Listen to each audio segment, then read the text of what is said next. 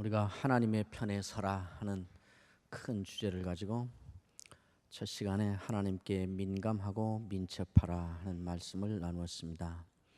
어제 오후에는 열정으로 끝까지 가라 하는 말씀을 나누었습니다. 오늘은 그리스도 예수의 마음으로 하라 하는 제목으로 말씀을 나누려고 합니다. 이 저녁에 우리에게 주시는 하나님의 말씀은 빌립보서 2장 5절에서 8절까지의 말씀입니다.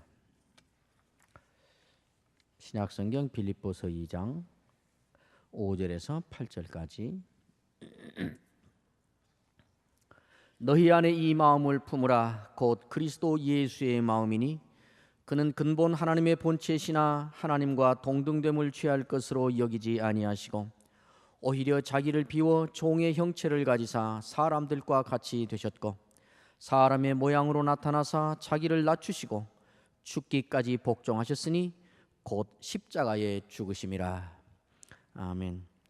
같이 한번 읽으실래요? 제가 얼마나 성경을 잘 읽는가 하는 걸 보여드리려고 저 혼자 읽었고 이제 이 말씀은 다 같이 받아야 되니까 같이 한번 읽겠습니다. 같이 5절에서 8절 시작. 너희 안에 이 마음을 품으라.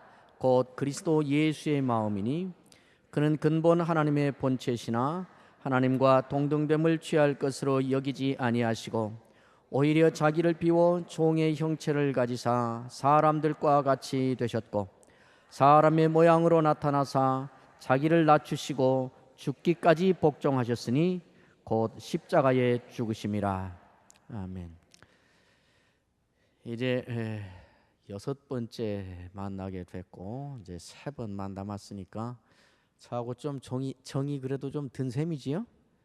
그렇지요? 그러니까 오늘은 이제 서로 인사를 한번 하고 시작을 하겠습니다. 두 분씩 짝을 한번 지어 보십시오. 부부가 오셨으면 정말 잘하셨습니다. 부부가 짝을 지으시고 옆에 있는 분이 두 분씩 짝을 지으세요. 세 분 있으면 세 분 중에 한 분은 탈락입니다. 두 분이 짝을 지으시고 부부는 반드시 부부가. 그래서 오른쪽에 있는 분이 먼저 인사를 합니다. 근데 인사가 좀 길고 복잡해서 저를 따라서 제가 가르쳐 드릴게요. 뭐 한두 번 하면 금방 알 거예요. 자, 짝을 지으세요. 짝을 지으셨죠? 짝을 보세요. 저를 볼 거 없어요. 귀만 저를 보시고 짝을 보시고 오른쪽에 있는 분, 오른쪽이 어떤 쪽인 줄 아시지요? 예, 오른쪽에 있는 분, 이게 오른쪽입니다. 그러니까 이게 예, 오른쪽에 있는 분이 왼쪽에 있는 분에게 먼저 인사를 합니다. 저를 따라서 하세요. 당신이 사랑스럽지 않을 때에도 당신을 사랑할게요. 왼쪽에 있는 분이 대답을 해야겠죠. 왼쪽에 있는 분 대답합니다. 예? 따라서 하라고 그랬죠. 믿어도 돼? 하셨어요? 했어요? 예. 자, 그럼 이제 바꿔서 합니다. 왼쪽에 있는 분이 이제 인사하는 거세요. 왼쪽에 있는 분 따라하세요. 저 보지 말고 상대방을 봐야지. 당신이 사랑스럽지 않을 때에도 당신을 사랑할게요. 오른쪽에 있는 분 대답. 예? 저 따라서 하라 그랬잖아요. 상당히 건너mus어요. 오른쪽에 있는 분 대답. 있을 때 잘해. 됐죠? 됐죠? 다시 한번 합니다. 오른쪽에 있는 분, 당신이 사랑스럽지 않을 때도 이제 오실 수 있죠? 우리가 이 정도의 메모리는 갖고 있지요, 뭐다. 오른쪽에 있는 분이 왼쪽에 있는 분에게 당신이 사랑스럽지 않을 때에도 당신을 사랑할게요 하고 오른쪽에 있는 분이 먼저 왼쪽에 있는 분에게 인사를 합니다. 저 쳐다보지 마세요. 저한테 하라는 거 아니에요. 자, 시작.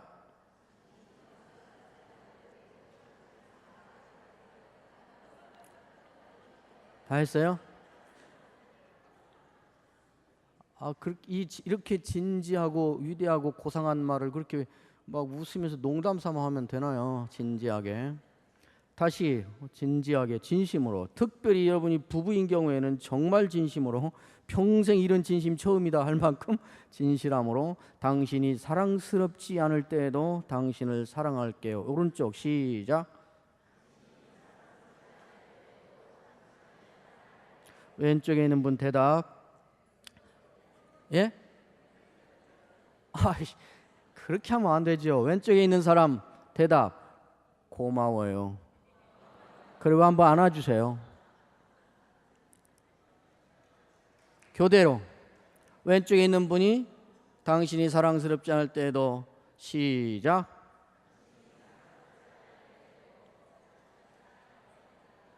오른쪽에 있는 분 고마워요. 그리고 한번 안아주세요.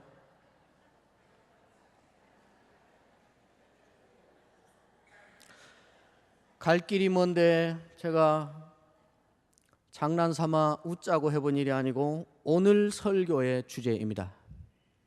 오늘 우리가 이 본문을 보면서 결국 도달하게 될 결론이 여기인 것을 하나님의 말씀을 통해서 우리가 확인하게 될 것입니다.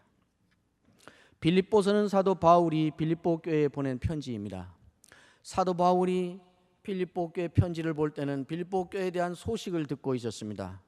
빌립보 교회 안에 당이 나눠져 있습니다. 두 파로 나눠져서 서로 경쟁하고 있습니다. 그리고 다투고 있습니다. 빌립보 교회는 외부로부터는 굉장한 위협과 협박을 받고 있습니다. 너희들은 교회가 아니야. 너희들은 잘못됐어. 너희들은 잘못 믿고 있어. 하고 밖으로부터는 협박을 받고 있고 밖으로부터는 위협을 받고 있고 내부에는 파가 갈라져서 다투고 있습니다. 그런 교회에 사도 바울이 이제 편지를 보내고 있습니다. 2장 초두부터 사도 바울은 신앙 공동체는 어떻게 공동체 일을 해야 되는가 하는 공동체에 대하여 말을 시작합니다. 교회는 신앙 공동체입니다. 공동체라고 하는 것은 같은 목적과 뜻을 가진 사람들이 서로 간에 밀접한 관계를 맺고 두 사람 이상이 모여 있는 것을 가리켜 공동체라 그럽니다. 여의도에 60만 사람이 모일 수 있습니다. 100만이 모일 수 있습니다. 그러나 그것은 공동체라고 하지 않습니다. 군중이라고 합니다. 모여있는 사람들 사이에 긴밀한 관계가 형성되어 있지 않기 때문에 그것은 군중입니다. 예수 믿는 가정은 공동체일까요? 아닐까요? 같이 하나님의 영광을 위하여 하나님의 부르심을 받고 영원한 소망을 갖고 사는 공동의 목적을 갖고 긴밀한 친족이요 혈족이요 가족이라는 긴밀한 관계를 맺고 살아가는 것이 신앙인의 가족입니다. 그러므로 가족도 공동체입니다. 교회는 공동체일까요? 아닐까요? 오늘날은 군중 같은 교회들이 많아 보이긴 합니다만은 원리적으로 교회는 반드시 공동체입니다. 여기서 같이 살 뿐만 아니라 영원히도 같이 살 사람들입니다. 교회는 언제나 모이는 사람들의 목적이 하나입니다. 앞서거니 뒤서거니 수준의 차이가 있고 발걸음의 차이가 있고 연륜의 차이가 있는 것은 분명하지만은 그러나 이 공동체의 목적이 언제나 똑같습니다. 그리고 모인 사람들은 서로 형제라 부릅니다. 자매라 부릅니다. 때로는 지체라 부릅니다. 지체란 말이 얼마나 무서운 말인지 아시지요? 임 목사님의 팔을 가리켜서 내 지체네 그렇게 말합니까? 이거 외에는 저의 지체는 없습니다. 근데 우리는 서로 다 지체라고 부릅니다. 공동체입니다. 두 사람 이상이 모인 곳을 공동체라 그럽니다. 그러니까 다른 쪽에서 말하면 공동체에는 반드시 일이 있습니다. 두 사람 이상이 모여서 살아가니까 한 번 모였다 흩어지는 것을 공동체라 하지 않습니다. 공동체는 거기에 두 사람 이상이 속한 사람들 사이에 긴밀한 인간관계가 맺어져 있다 그랬잖아요. 한 번 모이고 흩어져 다시는 안 볼 사이인데 무슨 관계가 있겠어요? 그러니까 장시간을 같이 지낸다 이 말입니다. 두 사람이 이상이 모여서 장시간을 같이 지내면 거기에는 반드시 일이 있습니다. 여러 일들이 있습니다. 가정에도 여러 일이 있지 않습니까? 빨래하는 일, 청소하는 일, 돈 벌어오는 일, 아이 가르치는 일, 학교 가는 일, 여러 문단속하는 일, 전화 받는 일, 밥 먹는 일, 밥 차리는 일, 또 여러 일들이 있지 않습니까? 교회에는 일이 여럿 있나요 없나요? 교회에 여러 일이 있습니다.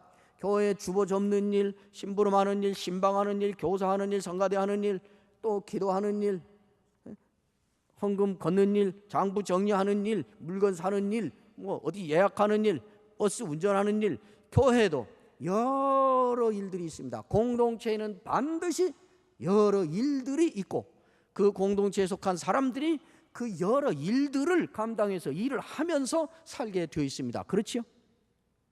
우리는 공동체는 오직 하나님 중심으로 산다. 그럴 때에 하나님 중심, 연불처럼 그것을 외우고 가는 것을 말하는 것입니까? 하나님 중심이라는 말로 요약된 그 안에서 그 일을 가는 여러 방식의 일들을 각각 하는 것입니다. 어떤 사람은 아이들을 책임지고, 어떤 사람은 교회에 흩어진 휴지를 줍고, 어떤 사람은 강사 목사의 물을 준비하고, 어떤 사람은 이 일을 하고, 여러 일들이 있습니다. 사도 바울은 그런 말로부터 시작합니다. 2장 1절에 그래서 그렇게 말하지요. 그러므로 그리스도 안에 무슨 권면이나 사랑에 무슨 위로나 성령에 무슨 교제나 긍휼이나 자비가 있거든, 이렇게 말합니다. 여기 이 말은 교회는 반드시 권면하는 일이 있어야 되고, 사랑이 있어야 되고, 위로가 있어야 되고, 교제가 있어야 되고, 긍휼이 있어야 되고, 자비가 있어야 된다. 교회는 이 일을 반드시 해야 된다 하고, 어려운 말로 하면 규범적인 성격으로 써놓은 것이 아닙니다.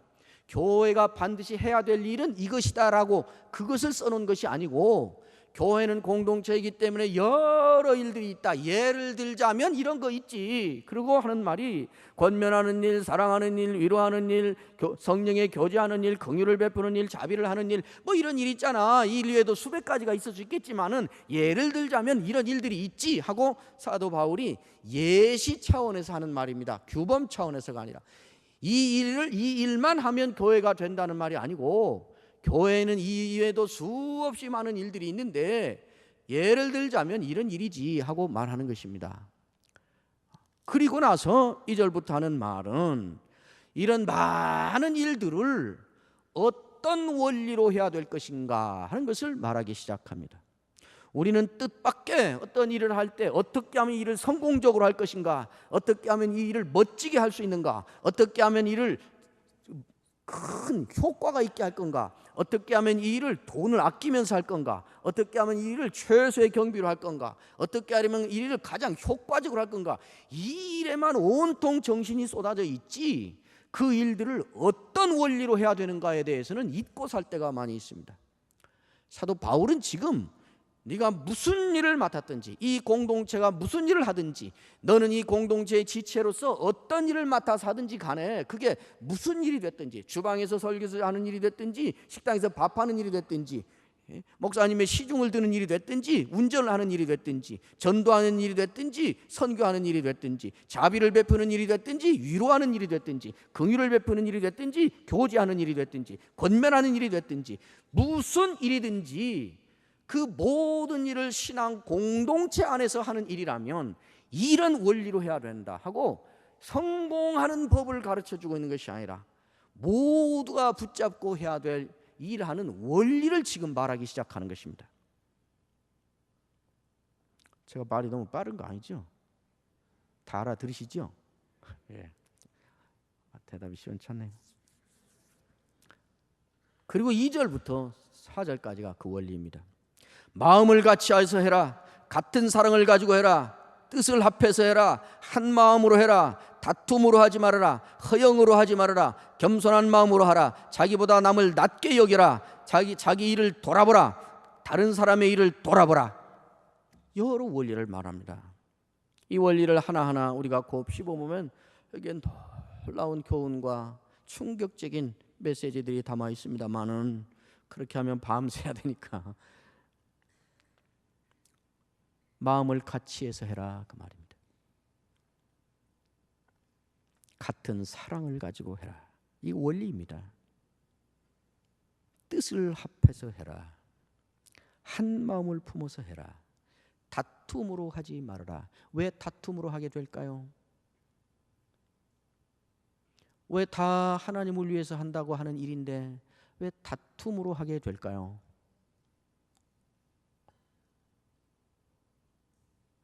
자기의 의견을 관철시키려는 일에 집착을 하게 되면 다툼으로 하게 됩니다.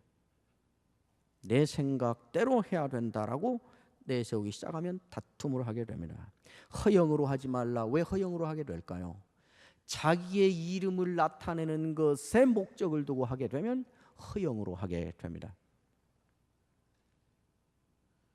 겸손한 마음으로 하라. 각각 자기보다 남을 낮게 여기며 하라. 그 낮자 밑에 받침이 뭐지요? 시옷 받침이지요. 시옷이라 읽고 지읒으로 행한다. 이게 우리 지금 여러분, 낮자 밑에 받침은 시옷입니다. 시옷. 이 말은 다른 사람을 나보다 낮게 여기라 이 말입니다.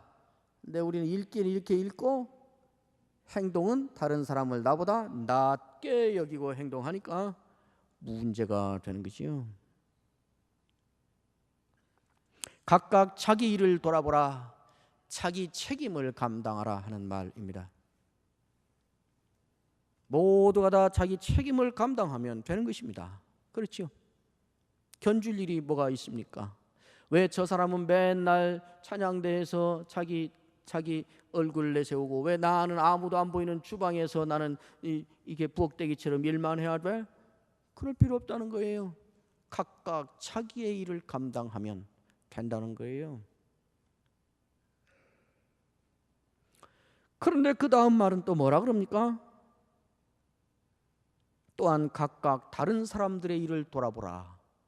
아니, 말이 좀 이상하잖아요. 각각 모두가 자기 일을 자기 몫을 감당하라. 그런데 또 각각 다른 사람들의 일을 돌아보라. 이건 모순이잖아요. 이게 무슨 말일까요? 어느 경우에 다른 사람의 일을 돌아봐야 되는 말이 통하게 될까요? 여러분, 이런 경우입니다. 목은 할 일이 뭐예요? 그냥 이 무거운 전라도 말로 이 무거운 대급박 잘 받치고 있어서 머리가 오른쪽으로 돌려보고 싶구만, 그럼 이렇게 돌려주고, 제자리로 가고 싶네, 그럼 가고, 왼쪽을 쳐다보고 싶구만, 그럼 이렇게 보고, 제자리로 가야겠다, 그럼 이렇게 오고. 이거 하면 돼요. 자기 일을 자기가 자기가 감당하는 거죠. 목이요. 팔은 이거 들고 손가락으로 찍히고 흔들고 뭐 물건 들고 하면 되는 거예요. 그런데 팔이 그 일을 할 수 없게 되는 경우가 있어요. 언제요? 이 최창자 원사님 같이 팔이 부러져 버렸을 때. 팔이 부러져 버렸어요. 사고가 났어요. 그래서 팔이 자기의 일을 돌아볼 수가 있어요, 없어요? 없어요. 팔이 부러져서 지 몫을 감당하는 것에 목이 책임 있어요, 없어요? 목이 무슨 책이야? 자기 책임 잘 감당하고 있는데, 자기를 잘 돌아보고 있는데 팔이 자기 일을 할 수가 없어요. 그러니까 팔을 어떻게 해야 돼요? 저렇게 묶어서 목에다가 달아야 돼요. 그러니까 팔이 이렇게 돼버려서 누가 죽을 지경이에요? 목이 죽을 지경이에요. 아니, 목이 무슨 잘못이야? 억울하고 원통하지? 공의의 하나님은 어디 가셨어? 아니, 목이 무슨 잘못이냐고? 목은 자기 일 잘하고 있고 자기 책임 아무것도 없는데 사고를 당해서 자기 일을 돌아볼 수 없는, 제 몫의 일을 감당할 수 없게 되어버린 팔을 위해서 목이 자기 잘못이 없는, 자기 책임이 아닌 아픔을 감당하는 일을 팔이 제 일을 할 수 있을 때까지 감당해 주는 거예요. 이것을 가르쳐서 또한 각각 다른 사람들의 일을 돌아보라, 그런 것이에요. 여러분, 우리가 신앙생활 하다 보면 이유도 없이, 특별한 원인도 없이 괜히 싫어지는 때가 있어요.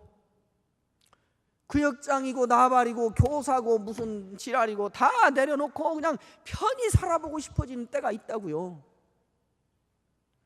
그러면 가서, 아니 집사님 왜 그래? 나는 믿음 좋은 줄 알았더니 엉터리였구만, 짝퉁이었구만, 왜 그래? 그러지 말고, 지금은 사고가 나서 자기를 돌아볼 수가 없게 됐구나, 그래서 그 사람의 일을 다시 회복될 때까지 감당해 주라는 거예요. 이것이 일이라는 것이에요. 어쨌든 여러 원리를 말하고 있습니다. 마음을 같이 해서 해라. 같은 사랑을 가지고 해라. 뜻을 합해서 해라. 한 마음을 품고 해라. 다툼으로 하지 말아라. 허영으로 하지 말아라. 겸손한 마음으로 해라. 다른 사람을 너보다 낮게 여기며 해라. 자기 일을 책임져라. 자기 몫을 감당해라. 어떤 이유인지 알 수 없지만은 나자빠져서 자기 일을 감당하지 못하고 있는 사람을 정죄하고 몰아내고 쫓아내지 말고 말없이 네가 그 사람이 회복될 때까지 그 사람의 몫까지 네가 감당해서 그 사람을 돌아보라, 이렇게 말해요. 이 외에도 많은 원리들이 있을 것입니다. 사도 바울은 이 원리들을 다 이렇게 말하다가 이거 원리 다 말해서 여러분 다 기억하겠어요? 못하겠어요? 못하죠. 이 사도 바울이 그걸 아시고 이렇게 말하라 이렇게 말하라 너무 구체적으로 다 지침을 주면 너무 복잡해지고 어려워져서 우리가 기억도 못하고 더 어려울 줄 알고 이 모든 원리를 한마디로 요약하자면 이렇게 해라 이렇게 해라 이렇게 해라 이런 원리들의 지침이 다 있지만은 이 원리들을 다 포함하는, 이거 하나만 알고 있으면 이 원리 다 포함한 것이 된다 하고 요약해서 한마디로 요약해 줘서 다시 요약해 준 말씀이 5절이에요. 너희 안에 이 마음을 품으라 곧 그리스도 예수의 마음이다, 이 말이에요. 그러니까 신앙의 공동체가 가정에서든지 남편과 아내로서든지 부모와 자식으로든지 자식과 부모로서든지 자식 사이에서든지 교회 와서 교인 사이에서든지 목회자와 교인 사이든지 뭐 지도자와 교인 사이든지 모두 다 어떤 원리 하나 갖고 자기의 일을 하면 잘하는 것이 되는 것이에요. 그리스도 예수의 마음을 품고 하면 잘하는 것이 되는 거예요. 여러분이 가정에서 신앙의 가정이라면 가정에서 그리고 교회에서 주어지는 모든 일을 할 때에 그리스도 예수의 마음으로 하시기를 바랍니다. 제가 이제 설교 다 끝났어요. 지금부터 그리스도 예수의 마음으로 합시다. 그리스도 예수의 마음으로 하시기를 바랍니다. 그리스도 예수의 마음으로 하실 때 하나님이 복을 주십니다. 그리스도 예수의 마음으로 하실 때 하나님이 높여주십니다. 그리스도 예수의 마음으로 할 때 우리 가운데 평안이 있습니다. 여러분 아멘 아멘. 그리고 여러분 주여 삼창하고 이제 그리스도 예수의 마음으로 하기로 결단하고 우리 통성으로 기도합시다. 그리고 끝나면 은혜가 되겠지요. 그러지요. 그러고 났다 해도 집에 돌아가면 여전히 문제가 남습니다. 무슨 문제예요? 어떻게 하는 것이 그리스도 예수의 마음을 품는 건지를 모르잖아요. 우리는 그리스도 예수의 마음을 품겠다고 구호만 외쳤지, 그리스도 예수의 마음을 품겠다고 비장한 각오만 했지, 그것이 끝이잖아요. 여러분 우리의 신앙생활의 맹점이 거기에 있다는 거 아세요? 특별히 우리 같은 보수주의자들 신앙생활에는 큰 맹점이 거기에 있다는 거 아세요? 언제나 감동적인 구호만 외치죠. 그리고 그렇게 하겠다고 비장한 결심만 하죠. 그리고 내용은 꽝이지요. 그러니까 우리가 이제부터 뭘 해야 돼요? 밤이 샐지라도 그리스도 예수의 마음을 품는다는 것이 무엇이냐, 무엇이 그리스도 예수의 마음을 품는 것이냐라는 것을 따져서 알아야 돼. 우리가 그리스도 예수의 마음을 품을 수 있게 되지 않겠어요? 그렇죠. 그 작업을 해야 돼요. 어떻게 하면 그리스도 예수의 마음을 품는 게 될까요? 집에 돌아가서 이 전라도 지방, 특히 전주 지방은 유명한 세가들이 많으니까 그리스도 예수의 마음을 품으리라 휴를 하나 받아서 수백만 원 들여서 족자 만들어서 집에 걸어놓으면 될까요? 그리스도 예수의 마음을 품겠다, 그리스도 예수의 마음을 품으리라라는 그 도배지를 만들어서 집을 온통 그걸로 다 도배를 해서 우리 집의 인테리어를 다 바꿔서 그 글자로 벽지를 다 바르면 그리스도 예수의 마음을 품는 것이 될까요? 아니죠. 진짜 대답 안 하시네요. 제가요 목회할 때 저도 가끔 이렇게 사경회를 했어요. 근데 강사 모시다 하시고 어느 때는 강사 목사님 모셔가지고 집회를 하다가 그러세요. 교수님이 목회하시는 교회라 역시 다르네요. 그래요. 이 말이 무슨 우리 교회가 수준이 높다거나 뭐 좋다거나 이게 칭찬하는 말이 아니라 빈정되는 말이에요.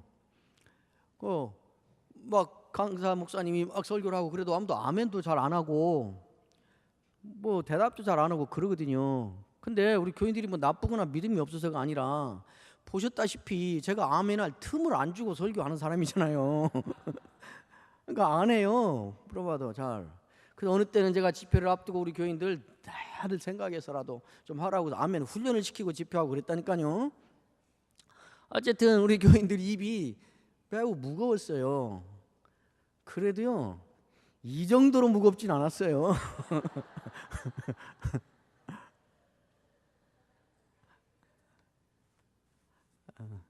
우리가 다 같은 소원을 품고 지금 하는데 잘해보자고요. 무엇이 그리스도 예수의 마음을 품는 것인가? 이걸 알아야겠지요.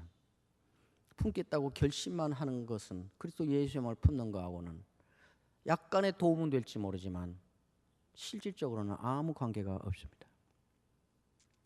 무엇이 그리스도 예수의 마음을 품는 것일까요? 어떻게 하면 그리스도 예수의 마음을 품는 것이 될까요? 본문을 읽어봐야지요. 5절에 그렇게 말씀합니다. 너희 안에 이 마음을 품으라 곧 그리스도 예수의 마음이니. 그리고 6절부터는 이렇게 말씀합니다. 그는 근본 예수님을 말하는 것이지요.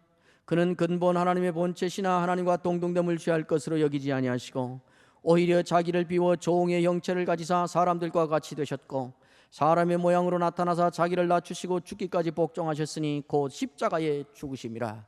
이 한마디로 말하면 무슨 말이지요? 그리스도께서 자기를 낮추셨다는 것이지요. 너희 안에 이 마음을 품으라 곧 그리스도 예수의 마음이다. 그리고 그 그리스도께서 무엇을 하셨는가를 바로 기록해 놓은 것이죠. 그는 근본 하나님의 본체신 하나님과 동등됨을 취할 것으로 여기지 아니하셨다. 그는 원래가 하나님 자신이시다. 그러나 하나님이기를 사양하셨다 말입니다. 하나님과 동등됨을 취할 것으로 여기지 아니하시고 자기를 비워 종의 형상을 가져 사람들과 같이 되셨다. 하나님이신데 하나님이기를 사양하셨다. 하나님이시기를 사양하실 뿐만 아니라 종의 형상을 가졌다. 그래서 사람이 되셨다. 여러분, 하나님이 인간이 된다는 것이 하나님에게 얼마나 모욕적인 일인지 생각해 보신 적이 있습니까? 그렇게 낮췄다는 것이지요. 사람의 형상으로 나타나셨음에 자기를 낮추었다. 어디까지 낮추었는가? 죄인에게까지 되기까지 낮췄다. 죄인에서도 더 낮춰서 죄인 가운데서 십자가로 죽임을 당하야만 되는 만큼 죄인 가운데서도 가장 밑바닥에 있는 밑창의 죄인까지 자기를 낮추셨다. 이렇게 말하고 있습니다. 그러니까 6절, 7절, 8절은 그 핵심이 그리스도께서 자기를 낮추셨다. 겸손이라 어떤 사람은 말하지요. 자기를 낮추셨다. 그렇게 말하고 있습니다. 그러므로 우리는 어떤 생각하면 그리스도의 마음이라고 하는 것은 자기를 낮추는 것이다. 이렇게 말할 수 있습니다. 그렇죠? 그러나 여러분, 그리스도께서 자기를 낮추신 것은 그리스도 예수의 마음일까요? 그리스도 예수의 마음이 만들어낸 결과일까요? 잘 몰라서 지금 대답 안 하시는 거죠? 예수님이 자기를 낮추신 것은 그리스도 예수의 마음이 겸손해서 자기를 낮춘 거예요. 아니면 그리스도가 이렇게 겸손하고 자기를 낮추신 것은 그리스도 예수의 마음이라는 것이 뭔가 있는데 그것이 그 마음이 만들어낸 결과예요. 이것이 그 마음이에요. 이럴 때는 찍어야 돼요, 눈치로. 지금 제가 어느 쪽으로 대답을 하라고 지금 말하는 것 같아요. 이것은 그리스도 예수의 마음이 아니라고 말하는 쪽으로 지금 자꾸 강요하고 있잖아요. 눈치가 빨라야 눈치 점수라도 하나요. 그죠? 여러분, 그리스도께서 자기를 낮추신 것은 왜 자기를 낮추셨나요? 얘들아, 나는 이렇게 겸손한 자야. 몰랐지? 나는 이렇게 겸손한 자라고 예수님이 자기의 겸손함을 증명하기 위해서 낮추셨나요? 아니지요. 아니면 그리스도께서 자기를 낮추실 만큼 우리가 높은 자여서 낮출 수밖에 없어서 그렇게 낮추셨나요? 아니지요. 낮추신 것은 그리스도의 예수의 마음의 근원이 아니라 그리스도 예수의 마음이 있어서 그 마음이 자기를 이렇게 낮추도록 만들어낸 결과라 이 말이지요. 이해가 되시죠? 그러니까 자기를 낮추는 것은 그리스도 예수의 마음을 품는 것이 되는 거예요, 안 되는 거예요? 그리스도 예수의 마음이 만들어낸 어떤 결과의 하나를 품는 것이지, 이것을 만들어낸 근원이 됐던 그리스도 예수의 마음을 품는 것은 아닌 것이 되는 것이지요. 그렇지요? 여러분, 우리가 다른 사람 앞에서 원한과 복수의 칼을 가슴에 품고 다른 사람 앞에 자기를 낮출 수 있습니까? 없습니까? 없어요. 너무 착하셔서 그렇지요. 네가 대통령이지 2년 후에 너 임기 끝나. 좋다. 지금은 네가 대통령이니까 그러지, 너 2년 후에 보자. 2년 후에 너는 내가 죽일 것이야. 그러나 지금은 네가 대통령이니까 하고 자기를 그 사람의 발바닥까지 낮출 수 있습니까? 없습니까? 있지요. 있지요. 요즘에 어떤 부인들은 그런데요, 남편이 자꾸 구박하고 뭐라고 하고 뭐 시키고 그러면 그래, 지금은 네가 돈 벌어다 주니까 그지 70에 보자 그런데요. 우리가 가슴에 원한과 분노와 복수의 칼을 숨겨 품고 다른 사람 앞에 자기를 낮출 수 있어요, 없어요? 얼마든지 그럴 수 있습니다. 그렇죠? 금방 제가 예를 들었잖아요. 지금은 네가 나보다 세니까, 네가 나보다 약해질 때 너는 내가 죽여버릴 거야 하고, 알았어요, 예. 그러니까 자기를 낮추는 것이 그 자체로 언제나 덕이 되는 것도 아니고 언제나 선이 되는 것도 아니에요. 그렇죠?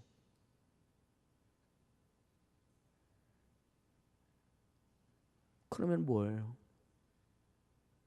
그리스도 예수께서 자기를 이렇게 낮추신 것은 그리스도 예수, 우리가 품어야 될 그리스도 예수의 마음에서 나온 것이라면, 그러면 우리가 품어야 될 그리스도 예수의 마음이라고 하는 것, 그 근본은 뭐냐 말이지요. 뭘까요? 성경은 어느 곳에서도 그리스도 예수께서 십자가에 죽기까지 자기를 낮추신 것을 곳곳에서 이야기합니다마는, 그 많은 것 가운데 한 군데서도 그리스도 예수께서 십자가에 달리시고 인간이 되시고 또 죽으시고 한 이 사건들 어느 것도 그 가운데서 우리가 그리스도 예수의 겸손을 볼 수 있다고 말하는 것이 아무것도 없습니다. 성경은 그리스도 예수께서 자기를 낮추셔서 십자가에 죽기까지 이렇게 낮추신 그것을 놓고 성경은 공통되게 무엇라고 말합니까? 로마서 5장 8절 여러분 잘 아시죠? 우리가 아직 죄인 되었을 때에 그리스도께서 우리를 위하여 죽으심으로 하나님께서 우리에 대한 하나님의 겸손함을 나타내셨느니라. 그래요? 뭐라 그럽니까? 우리가 아직 죄인 됐을 때에 그리스도께서 우리를 위하여 죽으심으로 하나님께서 우리를 향한 자기의 사랑을 확증하셨느니라. 그리스도 예수가 자기를 이렇게 낮추시고 십자가에 죽으시고 인간이 되시고 종이 되시고 이렇게 한 것을 볼 때마다 우리가 확인하는 것은 그리스도의 사랑이라고 성경은 말하고 있습니다. 하나님이 세상을 이처럼 사랑하사 독생자를 주셨으니, 빌립보서 2장 6절부터 그는 근본 하나님의 본체신 하나님과 동등됨을 취할 것으로 여기지 아니하고 자기를 비워 종의 형상을 가진 사람들과 같이 되었으며, 이렇게 말한 이 길게 말한 것을 요한복음 3장 16절에서는 독생자를 주셨으니 이 한마디로 바꿔서 말한 것뿐이에요. 그렇죠? 똑같은 사실을 지금 말하고 있는 것이에요. 그러면서 사랑이라고 말합니다. 그가 우리를 위하여 목숨을 버리셨으니, 이게 금방 한 그 말이죠.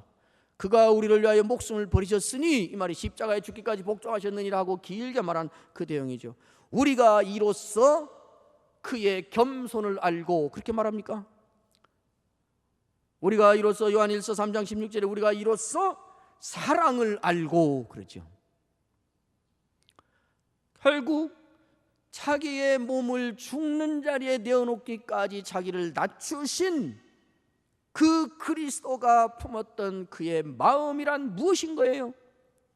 사랑이지요. 사랑입니다. 겸손해서 그는 십자가에 죽은 것이 아니고 사랑해서 죽은 것입니다. 그전에 우리도 보면요, 5살, 6살 난 아이가 수염이 나고 머리가 허연 60살 한갑 넘은 할아버지를 향해서 아비 엎쳐 그래요. 그럼 엎어져요. 6살 된 이 녀석이 싸가지 없이 그 노인 할아버지 등에 탁 올라타요. 그리고 막 때려요. 그리고 말소리 내라고 막 그래. 그러면 60살 먹은 할아버지가 말소리를 내요. 그리고 하삐 아뽀 그리고 애처럼 말해요. 60살 된 할아버지가 5살 6살 된 아이처럼 자기를 낮춘 거예요. 그런데 이 할아버지가 어떤 줄 아세요? 동네 골목길을 가다가 집에 돌아오다가 그 동네 젊은 청년이 담배를 피고 지나가거나 인사를 않고 지나가면 할아버지가 뭐라고 하는 줄 아세요? 네 애비가 누구냐 이놈아 그래요. 요즘은 그러지 않죠. 그랬다가는 어느 주먹에 맞아 죽을지 모르는 악한 세대라 아무도 그러지 않죠. 그러나 속에는 다 있어요. 네 애비가 누구냐 이놈아 그래요. 아니 뭐가 다른 거예요? 집 안에만 들어오면 6살 먹은 꼬마가 엎어지래도 엎어지고 꼬마가 말소리 나면 말소리 내고 말도 꼬마가 알아들을 꼬마가 하는 말로 서툰 말로 대화를 주고받을 만큼 그렇게 하는 할아버지가 왜 집 밖에 나가 골목에서는 청년들이 인사만 않고 지나가도 네 애비가 누구냐 이놈아 그래요? 무엇이 다른 거예요? 집 밖의 골목에서는 인륜 도덕의 원리를 적용한 것이고 집 안에 들어와서는 사랑의 원리를 적용한 것이에요. 여러분 사랑만이 자기를 진심으로 낮출 수 있습니다. 한 가지만 이것만 물어보고 다시는 안 물어볼게요. 그러면 그리스도께서는 왜 우리를 사랑하신 거예요? 아까 제가 물은 것은 그리스도께서는 왜 그러면 우리 앞에서 그렇게 자기를 낮추신 것이냐라고 물은 것이지요. 거기에 대한 답은 뭐였어요? 겸손해서가 아니라 사랑해서라고 지금 우리가 대답을 한 것이지요. 그래서 제가 덧붙여 두 번째 질문을 던져보는 거예요. 당연히 물어봐야 될 질문이잖아요. 그러면 왜 사랑하신 거예요? 그리스도께서는 하나님께서는 왜 우리를 사랑하셨을까요? 우리를 사랑하지 않고는 아무 일도 할 수 없는 아쉬운 것이 있어서 그랬을까요? 너무 힘드시면요 대답하기가 힘들면요 기면 고개라도 껐다 아니면 이렇게 그것 떠오르면 눈이라도 깜짝깜짝 해보세요. 우리를 사랑해야만 자기가 이룰 수 있는 아쉬운 것이 우리에게 있어서 그랬나요? 지덕이도 진짜 나를 미워하시나 봐. 아니지요. 그럼 왜 사랑하셨을까요? 우리를 볼 때 사랑스러워서 그랬을까요? 하나님이 우리를 보실 때 우리 인간을 보실 때 사랑스러웠을까요? 사랑 아닐까요? 이건 여론조사를 해봐야 되는데 제가 신학생들에게도 물어보고 목회자들에게도 물어봤어요 몇 번. 근데 뜻밖의 많은 사람이 사랑스럽대요. 하나님이 우리를 보실 때 인간을 보실 때 사랑스럽대요. 그래서 어떻게 이렇게 뻔뻔스러울 수 있을까? 그래서 왜 그렇게 생각하냐고 그랬더니 금방 나오는 답이 그거예요. 하나님은 사랑이시잖아요. 하나님은 사랑이시니까 우리를 볼 때 사랑스럽대요. 그래서 제가 그렇게 말했지요. 야, 이 사람아, 그 말은 확장하고 가면 결국 무슨 말이 되는 줄 알아? 하나님이 우리를 사랑하신 것은 지 성질 못 이겨서 사랑했다는 말밖에 안 돼. 하나님은 사랑이시잖아요. 그래서 사랑하지 않고는 자기 자신에게 안 맞으니까 사랑할 수밖에 없어서 이게 얼마나 뻔뻔스러운 말인 줄 알아? 이런 결과가 어디에서 교인들이 이런 생각이 어디서부터 왔는가 저는 알고 있지요. 우리가 오랜 세월 동안 아침에 새벽에 잠깐 말씀드렸듯이 우리는 설교를 제대로 해오지 않았어요. 듣고 싶어하는 말, 원하는 말을 해주었어요. 그러다 보니까 우리의 설교의 주제가 언제나 편향되어 왔어요. 하나님은 사랑이십니다. 하나님은 있는 그대로 받으시는 분입니다. 하나님은 긍휼의 하나님이십니다. 하나님은 돌아오는 것을 좋아하십니다. 하나님은 축복을 주신 하나님이십니다. 하나님은 여러분을 있는 그대로 받으십니다. 언제나 돌아오신 하나님은 기뻐하십니다. 그래서 온통 그렇게만 하나님을 말하다 보니까 하나님이 언제라도 가서 발로 차고 언제라도 가서 무례하게 굴어도 괜찮은 이웃집 2인자는 할아버지처럼 되어버렸어요. 하나님은 공의 하나님이요, 두려우신 하나님이요, 크신 하나님이시요, 심판하신 하나님이시요, 분노하신 하나님이요, 크신 하나님이시요, 능하신 하나님이시요, 거룩하신 하나님이시라는 것은 다 빼고 하나님은 좋으신 하나님이요, 하나님은 사랑하신 하나님이요, 하나님은 긍휼한 하나님이요, 인자하신 하나님이요. 물론 그거 아니라는 게 아니에요. 우리는 하나님에 대하여 다른 성경의 가르침에 대하여 균형 있게 배우지 않았어요. 듣고 싶은 거, 내 마음을 좋게 해주는 거, 그것만 골라서 말하자면 편식을 해서 편향된 주제로만 성경을 듣다 보니까 그렇게 하는 것이에요. 여러분, 하나님이 우리를 보실 때 절대로 사랑스럽지 않습니다. 사랑스러울 때가 한 번 있었습니다. 에덴 동산에서 타락 사건이 있기 전까진 보기만 해도 심히 아름다웠습니다. 그러나 에덴 동산에 타락 사건이 있은 이후에는 인간을 하나님 보시기에 절대로 사랑스럽지 않습니다. 여러분, 그 좋은 거 다 만들어서 너 주려고 만들어서, 너를 복되게 하려고 만들어서, 네 거야, 네가 정복해, 너 가져, 네 맛대로 써, 너 주려고 이렇게 한 거야 하고 줬는데 그거 딱 받아놓고 그 자리에서 그냥 돌려차기 해버린 인간을 누가 좋아해요? 여러분, 볼 때 사랑스럽다면은 선지서를 보세요. 신명기의 그 무서운 경고들을 보세요. 보시기에 사랑스러운데 그 무서운 말들로 심판을 예고하고 심판하고 그러십니까? 그렇잖아요. 그러면 아쉬운 것도 없고 사랑해야만 되는 것도 아니고, 그런데 왜 사랑하신 거예요? 사랑스럽지 않지만은 사랑하기로 작정을 하신 것입니다. 우리가 하나님 보시기에 왼수 같고 죽여버리고 싶고 끊어내버리고 싶고 다시는 상대하기 싫지만은, 그러나 그럼에도 불구하고 사랑하기로 의지적으로 작정을 하신 것입니다. 많은 사람들이 사랑에 대하여 오해하고 있어요. 세상은 그렇게 사랑을 할지라도 그리스도인들은, 성경을 아는 사람들은, 기독교는 사랑을 그렇게 알면 안 돼요. 많은 사람들이 사랑을 전적으로 감정의 문제로 의존하고 삽니다. 그 사람 좀 사랑해줘, 그 사람도 안 됐잖아, 사랑이 필요하잖아. 그러면 대뜸 나오는 대답이 사랑도 저에게서 나오고 미움도 저에게서 나오는 거지, 사랑스러운 구석이 조금이라도 있어야 사랑하지, 보면 그냥 죽여버리고만 싶은데 무슨 놈의 사랑이야. 여러분, 사랑을 그렇게 말하고 있는 동안 여러분은 지금 전혀 그리스도인의 사랑이 아닙니다. 전적으로 세상과 똑같은 차원에서, 감정의 차원에서 사랑의 문제를 절대적으로 의존하고 있는 것입니다. 성경은 사랑을 한 번도 감정의 문제로 말하고 있지 않습니다. 성경은 의지의 문제로 말합니다. 사랑은 감정의 문제가 아닙니다. 내가 가만히 있을 테니까 내가 너를 사랑하고 싶은 마음이 생기도록 해. 내가 너를 사랑하는 것은 네가 나로 하여금 사랑하고 싶은 마음이 생기도록 할 책임을 네가 져야 돼. 그 책임을 네가 감당하면 그때 나는 너를 사랑할 수 있어. 이게 아닙니다. 우리는 하나님께 그런 식으로 사랑을 받지 않았습니다. 예수님이 우리를 사랑하시는 것을 말하는 성경 대목마다 찾아가 보십시오. 뭐라고 말하고 있는가? 예수 그리스도께서 의지적인 결단으로 우리를 사랑하기로 했다고 말하는 것입니다. 의지적으로 자기를 내어놓기로 하셨다고 말하는 것입니다.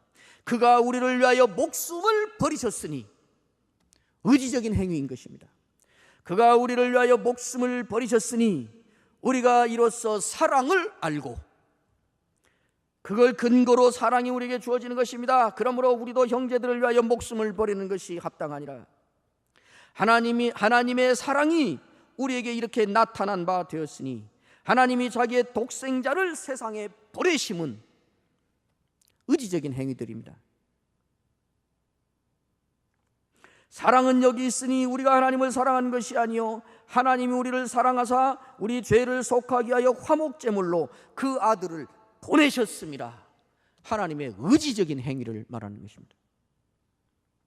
그러므로 너희도 이와 같이 사랑하라. 그리고 드디어 기독교의 사랑이, 성경의 사랑이, 예수 제자들의 사랑이 드디어 주어지기 시작하는 것입니다. 사랑스러운 사람을 사랑하는 것은 마복음 8장에 있는 말씀이 그 말씀 아닙니까? 5장에 있는 말씀. 너희가 너에게 잘하는 사람에게 잘하고 너를 사랑하는 사람을 사랑하는 정도의 사랑을 하기 위해서라면 굳이 하나님의 아들이 될 필요가 없다. 그것은 이방인도 그 정도는 하고 세리들도 그 정도 한다. 이것이 예수님의 말씀이었습니다.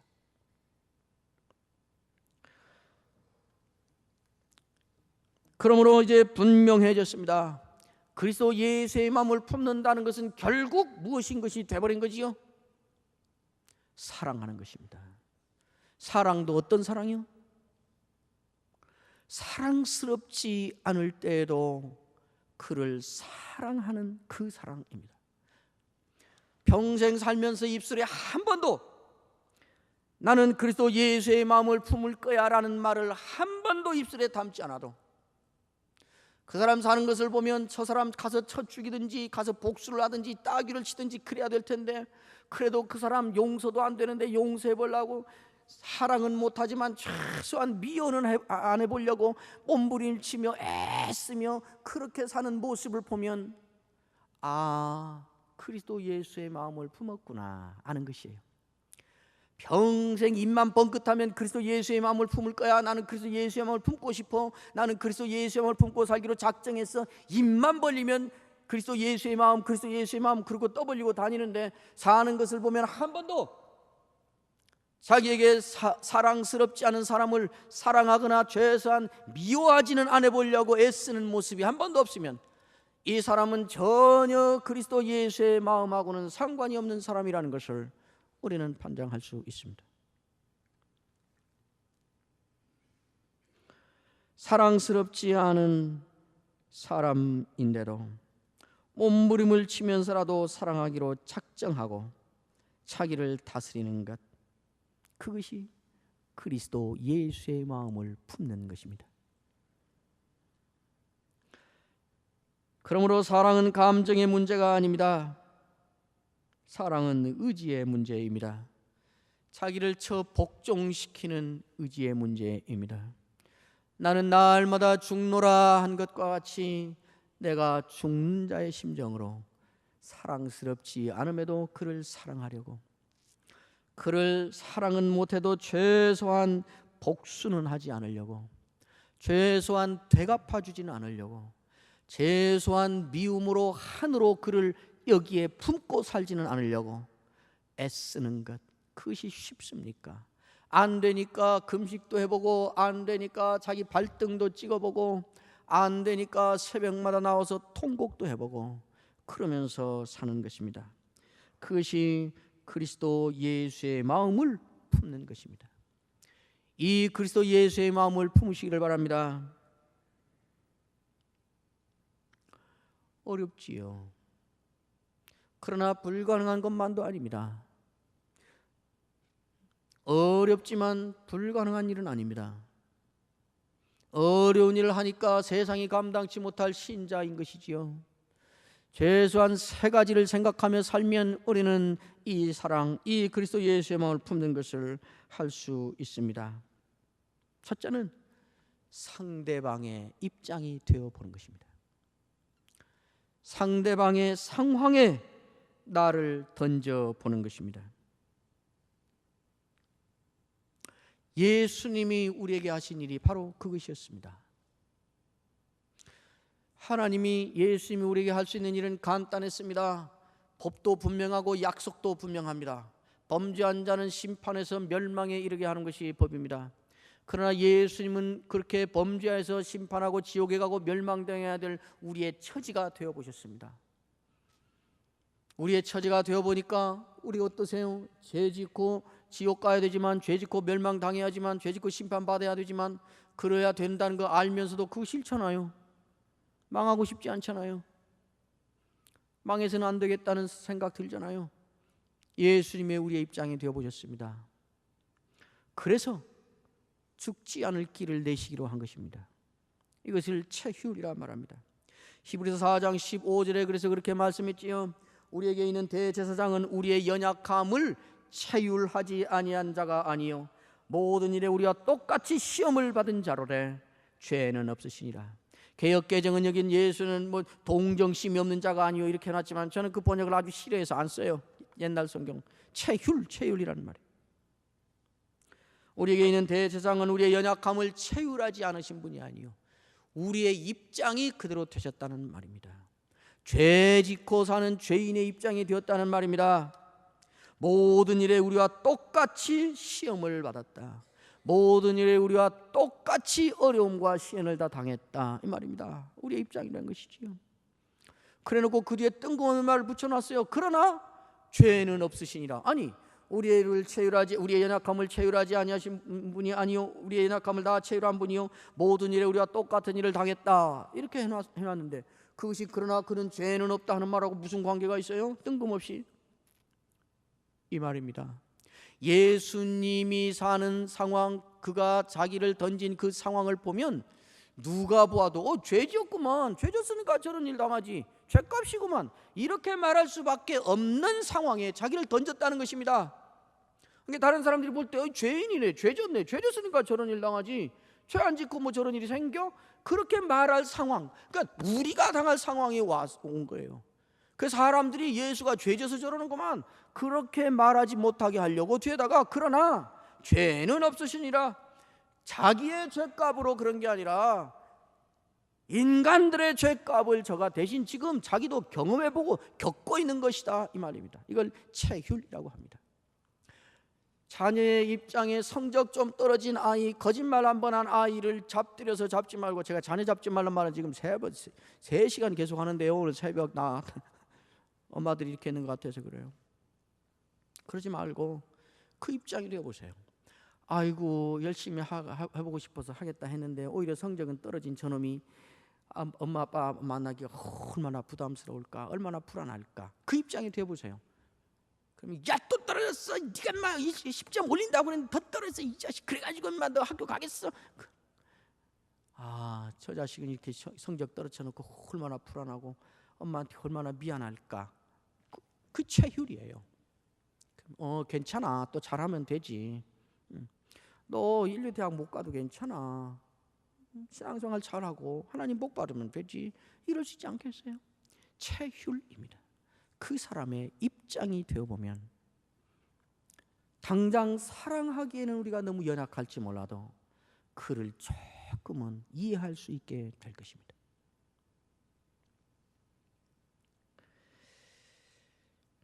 이 대목에서 제가 잊을 수 없는 사연이 있습니다. 이것은 사실은 제 아내를 위해서 무덤까지 갖고 가야 하는 비밀인데 어떤 후환이 닥칠지 모르지만은 여러분의 은혜 받는 일을 돕기 위해서라면 십자가를 지는 마음으로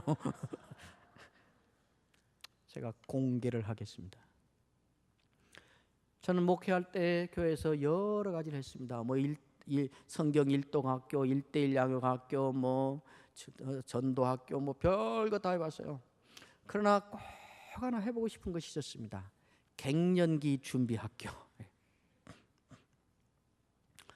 저는 이 여성들이 갱년기가 되면 얼마나 무서운 일이 벌어지는가를 알고 있었습니다. 그래서 우리 교회 갱년기가 되기 전에 우리 교회 여자 교인들을 이 갱년기 준비학교를 이렇게 시켜서 갱년기를 잘 맞을 준비를 이렇게 시켜야 되겠다는 생각을 했어요.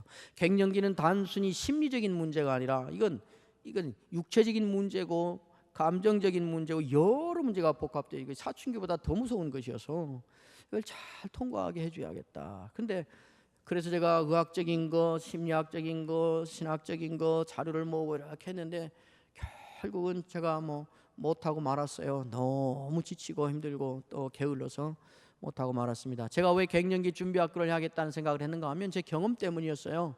우리 아이들을 사춘기를 우리 아이들은 너무 재밌게 잘 지냈어요. 유학 가서 있으면서 우리 아이들이 7살, 8살 됐을 때부터 제가 계속 사춘기 이야기를 아이들에게 해줬습니다. 얘들아, 사람은 누구나 살다가 보면 10살, 11살 이렇게 되면 사춘기라는 것이 있다. 그 사춘기는 모두 다 겪게 돼 있어. 엄마도 아빠도 겪었고, 너희들도 이제 사춘기가 올 거야.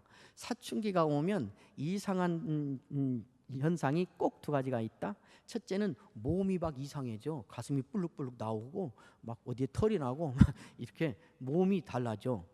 그 다음에 또 하나가 있다. 마음이 이상해진다. 그래가지고 진짜 우리 엄마가 나 낳았을까? 막 이런 생각 들고, 아빠 엄마가 너무 싫어지고, 그리고 엄마 아빠만 없으면 막 재밌게 살 것 같고, 집에만 나가면 공부도 더 잘하고 아주 성공적으로 잘 살 것 같고, 그런 생각이 든다. 근데 그 이상하다. 그때만 지나면 또 아무렇지도 않아. 이런 얘기를 해줬어요. 그 사실은 제가 우리 첫 큰아이 첫 브라자를 제가 사줬어요.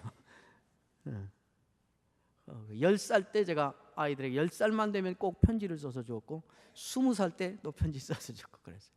어쨌든 그렇게 했어요. 그러니까 우리 아이들은 사춘기라는 것이 있구나, 사춘기라는 것이 오면 이런 일이 생기는구나 를 알고 있었어요. 그러니까 그런 일이 왔을 때 이게 그거구나 그러고 그걸 즐기면서 지냈어요. 아이가 막 뛰더니 아빠 저 사춘기인가 봐요. 그래서 왜? 그랬더니 집 나가고 싶어졌어. 그래요. 그 사춘기를 전혀 속썩이지 않게 갈 데 없이 재밌게 즐기며 지냈어요. 그 경험이 있기 때문에 우리 교인들을 갱년기를 준비시켜야겠다 그런 생각을 했어요. 근데 못하고 그냥 지나갔는데, 그래서 벌을 받았는지 때가 됐는지 모르지만은 제 아내가 덜컥 갱년기 우울증 온 거예요. 나 이쪽을 보고 얘기해야 돼. 지금 제 아내가 저기 앉아있어. 사람 미치겠는 거예요. 미치겠는 거예요. 제 아내는 정말 천사 같은 사람이에요. 우리 둘째 아이는 지금도 자기 엄마를 수녀 같은 엄마라 그래요. 유학 가서 모든 그 유학생 부부들이 자기 성취를 위해서 막 영어 배우고 테니스 하고 뭐하고 레슨 받고 막 온갖 것 하는데, 자기도 하다가 어느 날 딱 그만두고, 나는 내 남편과 우리 아이들이 공부에 전념할 수 있도록 영양가 있는 음식을 만들고 그들을 위하여 기도하는 것이 나의 중요한 일 가운데 하나라 생각한다고, 나 이런 일 다 그만두겠다고 그랬어요. 기도를 얼마나 많이. 우리 아이들이요, 한국에서 대학교만 가도 부모 엄마 말 안 통한다고 무시하고 그러는데요, 미국의 최인류 학교들을 다 나오고 지금 다니고 있는데도요, 엄마라면 그냥 지금도 친구처럼 다 털어놓고 모든 거 털어놓고 상담하고 엄마한테 기도 부탁하고 그래요. 이런 천사 같은 여자인데 갱년기 우울증이 그때 2003년 4년 어간에 딱 오니까 사람이 돌변하는데요, 감당이 안 돼요. 모든 것이 서운하고, 말하다 보면 모든 것이 내가 나쁜 놈이고, 나는 억울하고 힘들고, 나도 똑똑한 여자 모시고 살려니 나도 힘들어 막 소리치고 막 모든 게 서운해요. 저한테 모든 게 다 의심스럽고, 자기가 어떤 말 하면 여보 그것은, 그리고 설명해 주려면 몇 마디 하면서 그래 또 내가 나쁜 여자지, 당신의 말수를 누가 이겨? 그래요. 사실이죠. 내 말수를 누가 이겨요? 그 말을 딱 닫아요. 교인 누구하고 먼저 교인 누구에 대해 서운한 마음을 꺼내요. 그럼 내가 생각해봐도 그 사람이 집사람이 생각하는 것처럼 그런 마음이 아니라 다른 상황일 수도 있거든요. 내가 그 사람은 혹시 그게 아니고 이럴 수도 하고 말 진행하면, 그렇지 언제 당신이 내 편 들어준 적이 있어? 그래요. 하루는 제가 나가는데 여보 오늘 내가 몸이 좀 안 좋아요 그래요. 근데 그날 갑자기 그런 게 아니라 목회할 때 늘 몸이 안 좋았어요. 지금은 없어졌지만 지병을 갖고 살았어요. 또 그래요. 그래서 갔다가 저녁에 들어왔더니 또 나를 막 족치는 거예요. 당신 내가 아침에 나갈 때 오늘 몸이 안 좋다고 분명히 말했지 않냐고. 그런데 하루 종일 전화 한 통 없고 그럴 수 있냐고. 그래요. 그런데 계속 해왔던 걸 안 했으면 문제가 되는데 안 하던 거 안 했는데 왜 문제가 되냐고. 그리고 자기도 괴로워요. 자기가 어디를 가봐야 되나, 정신병원 어디를 가나, 정신병원 어디 갈 곳을 여기저기 혼자 알아보고 너무 힘들어요. 이중으로 힘들어해요. 그 전에 이런 문제들을 가지고 누가 자기 상담하고 누가 말하면 참 이상한 여자다, 뭐 그런 것이 문제가 될까, 뭐 남편이 그런 것이 왜 저렇게 서운할까, 이해가 안 된다 그랬는데, 자기가 그렇게 무시하고 뭐 참 이상하다 그랬던 것을 내가 하고 있으니까 자기 스스로도 이제 자존심 상하고 이중으로 고통을 당하는, 실제로 마음이 서운해서 괴롭고, 그렇게 하고 있는 자기 자신이 유치하고 싫어서 그런 자기가 싫고. 어느 날 갔다 왔어요.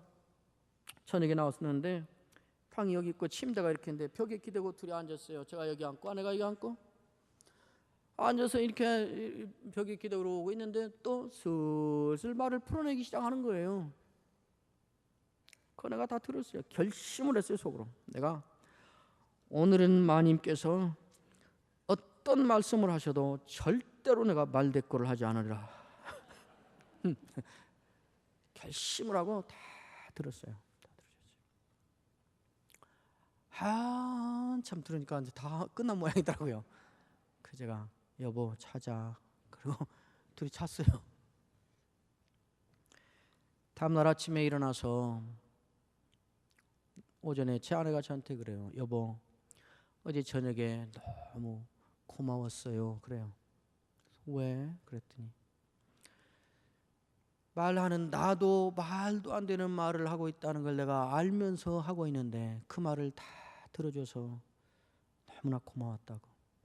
그 제 아내가 말하는데 중간에 제가 제 팔을 떠서 말하고 있는 내 아내 머리를 손으로 해서 이렇게 끌어다가 제 어깨에다가 이렇게 기대고 이렇게 잡고 끝까지 다 들어줬거든요. 당신이 팔로 내 머리를 갖다 어깨에다 이렇게 기대줄 때 그때 내 마음이 너무 편했어요. 그래요. 그리고부터 좋아졌습니다.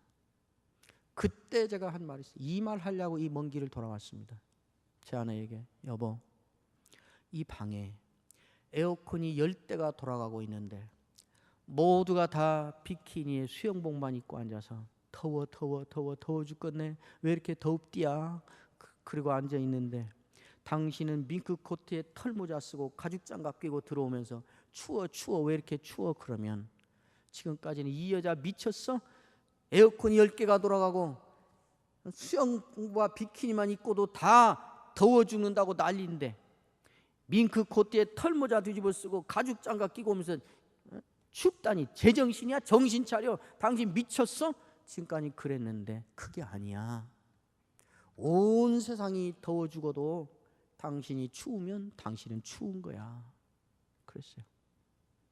그리고 그 문제가 점점 해결되고 특별한 일 없이 잘 극복돼서 지금 잘 살고 있습니다. 그 사건이 제 목회 철학에, 제 설교학에 한 부분에 중요한 변화를 가지고 왔습니다. 그리고부터 제가 우리 교인들에게, 구역장들에게, 부교역자들에게, 선교장들에게 교회에서 설교하면서 늘 한 말이 있습니다. 신방 가서 시험 들었다는 사람, 상처받았던 사람 찾아가서 아니 집사님 그런 거 갖고 시험 들면 어떻게, 모두가 다 은혜라는데 왜 집사님만 그게 시험 들어? 아니요, 그러면 안 되는 것이에요. 모두가 다 은혜라고 그래도 그 사람이 아프면 그 사람은 아픈 거예요. 거기로부터 시작하라고. 나 지금부터 시험 들어야지 요이 땡 나 시험 들자 이렇게 해서 한 거 아니라고. 이미 아픈데 어떻게 아픈데 왜 아파하면 안 돼. 아파 있는데 아프지 말라니. 그렇죠. 거대한 설교학의 중요한 제 설교학의 이론을 세우기 시작했습니다. 청중 친화적인 설교자가 되라. 여러분 그 사람의 입장이 되어보세요. 제가 목회하면서 상처로 남아있는 건 아니지만 충격적인 기억으로 남아있는 몇 가지 기억이 있는데 그 중에 하나는 이것입니다. 제가 2003년, 4년 그때 우리 부부가 다 죽을 고비를 넘겼습니다. 병원에서 제 아내에게 집을 떠나서 멀리 떠나서 요양할 수 있지 않으면 처방을 해주지 않겠다. 그래서 별 수 없이 급히 빚을 얻어서 항공료를 사서 선교사한테 부탁해서 내가 이따 남아공부해서 40일 동안 요양을 떠나고 저는 집에 있고 우리 아이들이 다 보초를 줬습니다. 한 번 두드러기가 일어나면 2시간 안에 온몸에 번지는데 온몸이 번져요. 나중에 의사 들으니까 이게 몸 안에서 났으면 이 기도를 막아서 죽을 수도 있다고 그러더라고요. 2시간 안에 번져요. 응급실 가서 하고 나오면 한 3시간 있다 또 생겨요. 저녁에 잘 때는 옷을 3번씩 갈아입어야 됩니다. 기본이 2번. 식은땀이 다 나서 그냥 잘 수가. 여러분 식은땀으로 다 젖은 옷은요 조금 지나면 이게 선뜩 칼로 몸을 이렇게 하는 것처럼 막 쓰리고 선뜻해서 살 수가 없어요. 그 갈아입어야 돼. 우리 아이들이 아빠가 잠들었는지 안 들었는지 보초서서 지켜보다가 잠들었으면 자기들 방으로 자라고 하고 그랬습니다. 그 지경이었습니다. 설교를 하니까 그러니까 목소리가 완전히 멍든 소리에 제대로 나오지 않지요. 설교를 하고 내려오는데 우리 교회 중직자 한 분이 이제 교인들 환송하러 가는데 복대 딱 제 앞에 서더니 그러더라고요. 목사님이 강단에서 너무 힘들어 하시니까요 교인들에게 덕도 안 되고 은혜스럽지도 않으니까 너무 힘들어하지 마세요 그러더라고요. 죽여버리고 싶더라고요. 여러분 목사는 아무리 힘들어도 강단에서 힘든 것이 내색이 안 되게 하려고 몸부림을 치는 것입니다. 나 지금 힘들어하자 지금부터 여기 땡그래서 힘들어하는 목사가 세상에 어디 있어요? 그저 그러지요.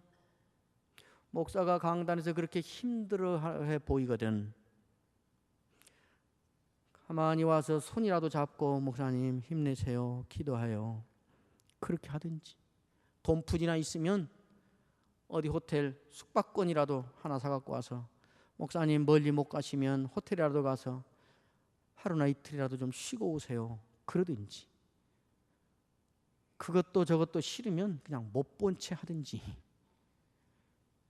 강단에서 힘들어하면 은혜가 안 돼요. 권사 하나는 제 아내한테 와서 뭐라고 하는 줄 알아요? 사모님이 자꾸 아프면 목사님 목회가 힘들어요. 아프지 마세요. 아니 어떤 미친 사모가 앞으로 작정하고 아프는 사람이 어디가 있냐고요? 왜 그럴까요? 상대방의 입장이 되어보세요. 체휼입니다.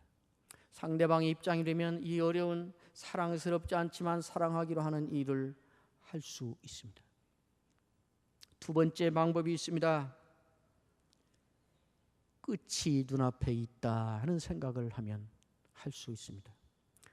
저 사람 이제 얼마 안 있으면 영원히 못 만날 수 있다. 이제 종말이 눈앞에 왔다. 끝이 눈앞에 왔다라는 생각을 하면 사랑스럽지 않지만 사랑할 수 있습니다. 최소한 미워하지 않을 수는 있습니다. 사도 바울도 이것을 알고 있었습니다. 그러므로 뒤에 4장 5절에 가면 그렇게 말했습니다. 너희 관용을 모든 사람에게 나타내라. 사랑스럽지 않은 사람을 사랑하라 하는 말하고 똑같은 말 아닙니까? 너희 관용을 모든 사람에게 나타내라. 사도 바울은 이것은 어려운 일이요 불가능한 일로 받아들일 것이라는 것을 알고 있었습니다. 그래서 그 말 바로 다음에 붙여놓은 말이 있습니다. 이렇게 하면 그래도 할 수 있을 것이다. 너희 관용을 모든 사람에게 나타내라. 주께서 가까우시니라. 주님이 우리에게 오시든지 우리가 주께로 가든지 내가 죽든지 저 사람이 죽든지 우리가 영원히 헤어져야 될 끝이 눈앞에 있다. 이 생각을 하면 된다는 것이에요. 인생 수업이라는 책이 있습니다. 그 책에 어느 어머니의 이야기가 있습니다. 그 어머니는 정말 아들을 사랑하는 사람이었습니다. 어느 날 인생 연습, 죽음을 연습하는 그런 단체에 가서 그 강습을 받으며 살고 있었습니다.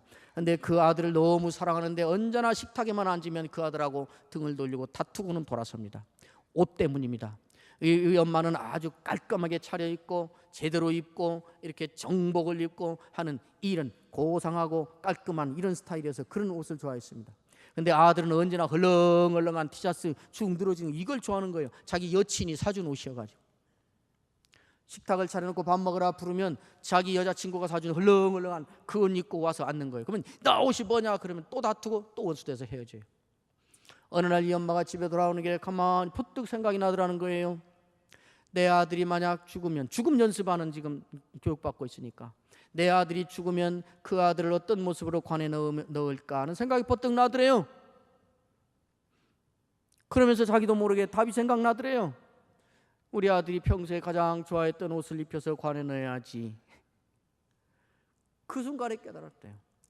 내 아들이 가장 좋아하는 옷을 왜 죽은 다음에야 입게 할까? 그렇게 좋아하는 옷이면 살았을 때 입게 해야지. 그래 돌아가서 그 아들에게 그랬대요. 네가 좋아하는 옷을 이제 얼마든지 입어도 좋다. 그래가지고 엄마하고 아빠 그 아들 관계가 이렇게 좋아졌대요. 끝이 눈앞에 있다는 생각을 갖고 사십시오. 영원히 못 볼 날이 눈앞에 있다는 것을 생각하면 우리는 사랑스럽지 않지만 그 사람을 사랑할 수 있게 됩니다. 마지막 우리가 사랑할 수 있게는 그리스도 예수의 마음을 품을 수 있는 마지막 한 가지 방법이 있습니다. 내가 이렇게 함으로 예수님이 된다는 생각을 하는 것입니다. 그리스도 예수의 마음을 품는 거라 그랬잖아요. 우리가 언제나 강도질할 궁리만 하고 강도할 것만 연구하고 강도할 생각만 품고 다니는 사람을 가리켜 우리가 뭐라 그럽니까? 강도 같은 놈. 그렇죠. 언제나 천사처럼 생각하고 천사 같은 마음만 품고 다니는 사람을 가리켜 우리가 뭐라 그럽니까? 천사 같은 사람이야. 그렇죠. 언제나 예수의 마음을 품고 예수의 마음을 품으려고 애쓰고 예수의 마음을 품는 일에 관심 갖고 사는 사람은 당연히 뭐라고 할까요? 그러면 저 사람은 예수님이야. 그러겠죠. 여러분, 우리가 예수의 마음을 품고 살려고 하면 사람들은 우리에게 그렇게 말할 것입니다. 세상 물정을 모르는 사람이요, 머저리 같은 사람이요, 저러니까 맨날 이용만 당하고 저러니까 맨날 손해만 보고 그렇게 살지, 바보 전치, 그러겠죠. 본인도 그렇게 생각하게 되겠죠. 그러나 그때 생각을 바꾸십시오. 진짜 바보는 너다 이놈아. 이거 손해보고 예수가 되는 길이 있으면 그것 가는 게 이익이지. 나는 지금 바보가 아니라 세상 물정 모르는 바보 천치가 아니라 예수가 되고 있어. 나는 지금 이 손해봄으로 나는 복수 안 하고 되갚지 않고 오히려 용서하고 사랑함으로 나는 지금 이 순간에 그 일에 있어서만은 나는 지금 예수인 것이야. 나는 예수님이야. 그거 손해보고 예수님이 된다면 누가 이길 택하지 않겠냐? 나는 지금 바보가 되고 있는 것이 아니라 예수가 되고 있다. 그렇게 생각하는 것이에요. 여러분, 이런 사람이, 이렇게 예수의 마음을 품고 사는 사람이 이 교회에 한 사람, 두 사람, 이 구석 저 구석 늘어가게 되면 이 교회가 어떻게 될까요? 여러분 가정에 이렇게 예수의 마음을 품고 사는 엄마가 생기고 딸이 생기면 그 가정은 어떻게 될까요? 반드시 오게 되는 현상이 있습니다. 뭐가 될까요? 따뜻해집니다. 여러분, 그리스도인의 가정은 따뜻해야 됩니다. 교회는 따뜻해야 됩니다. 여러분이 자주 말하시는 것처럼 지금도 그런지 모르겠습니다만은 여러분의 교회같이 우리의 교회같이 최고의 지성인들이 득실되는 교회일수록 따뜻한 교회를 지향하는 의도적인 노력이 있어야 됩니다. 교회는 따뜻해야 됩니다. 그러기 위해서는 토론보다는 훨씬 더 격려 모임이 필요합니다. 회의보다는 훨씬 더 함께 먹고 함께 울고 함께 웃는 그런 모임이 필요할 것입니다. 교회는 따뜻해야 됩니다. 직장에 나가서 일하다가 세상에 살다가 지치고 상관에게 찐빠 먹고 힘들고 사기당하고 이용당하고 고통스러울 때 오늘은 우리 교회 가서 기도라도 해보면 좋겠다고 정말 세상살이가 지치고 힘들 때 생각나는 교회여야 됩니다. 주일에 나와서 주여 하고 털썩 주저앉으면 왠지 눈물이 나오는 그런 교회여야 됩니다. 예배를 드리기 위해서 일어나서 다 같이 찬송을 부르는데 이유도 없이 어느 때는 밑도 끝도 없이 눈물이 쏟아져 나오는 그런 교회여야 됩니다. 옳고 그름을 따지는 일에 첨예하게 대립되어 있는 교회는 교회답지 않습니다. 교회는 따뜻해야 됩니다. 어느 교회가 따뜻해질까요? 그리스도 예수의 마음을 품는 사람이 많아져야 그 교회가 따뜻한 교회가 됩니다. 정말 힘들 때 우리 교회가 생각나는 그런 교회여야 됩니다. 정말 힘들 때 목사님의 얼굴만 떠올려도 위로가 되는 그런 교회여야 됩니다. 여러분의 교회를, 여러분의 가정을 따뜻한 교회로, 따뜻한 가정으로 만드시기를 바랍니다. 그리스도 예수의 마음을 품으면 사랑스럽지 않지만 사랑하기로 작정을 하고 살고, 사랑스럽지 않지만 최소한 미워하지는 않으려고 애쓰는 사람들이 많은 교회가, 그런 가정이 따뜻한 교회가 됩니다. 따뜻한 가정이 됩니다.